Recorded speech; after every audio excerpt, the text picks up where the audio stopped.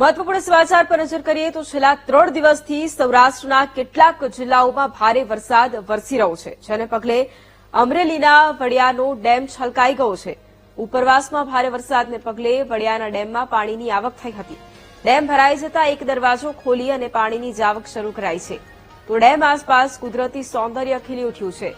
ડેમની ચારે તરફ હરિયાળી છવાઈ છે, જેના મનમોહક આકાશી દ્રશ્યો પણ સામે આવ્યા છે।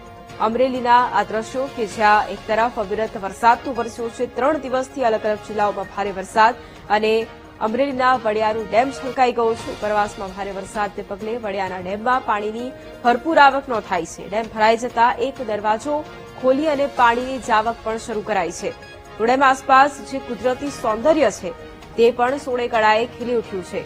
ડેમની ચારેય તરફ હરિયાળી જ હરિયાળી જોવા મળી અને તેના મનમોહક આકાશી દ્રશ્યો છે તે પણ સામે આવ્યા છે। હજુ પણ સૌરાષ્ટ્ર પંથકમાં વરસાદની આગાહી કરાઈ છે અને આજ મુદ્દે સંવાદદાતા દિલીપ ફોન લાઈન પર છે। દિલીપ, એક તરફ સૌરાષ્ટ્રમાં અવિરત વરસાદ અને અમરેલી જિલ્લામાં પણ જે વડિયા ડેમ છે તે પણ ઓવરફ્લો થયો છે, ત્યારે શું જાણકારી? સતત 2 દિવસથી અમરેલી જિલ્લામાં વરસાદ વરસી રહ્યો હતો, જે કારણોસર અમરેલી જિલ્લાના તમામ જળાશયો છે ઓવર થવા પામ્યા છે। ત્યારે ખાસ કરી વડિયાનો જે ડેમ છે તુરવો ડેમ એ ઓવર થતા એમનો એક દરવાજો ખોલવામાં આવ્યો છે। હાલ વડિયા ડેમના જે આકાશી દ્રશ્યો છે એ સામે આવ્યા છે। ડેમમાં પાણીની આવક વધતા એક દરવાજો ખોલવાની તંત્રને ફરજ પડી હતી।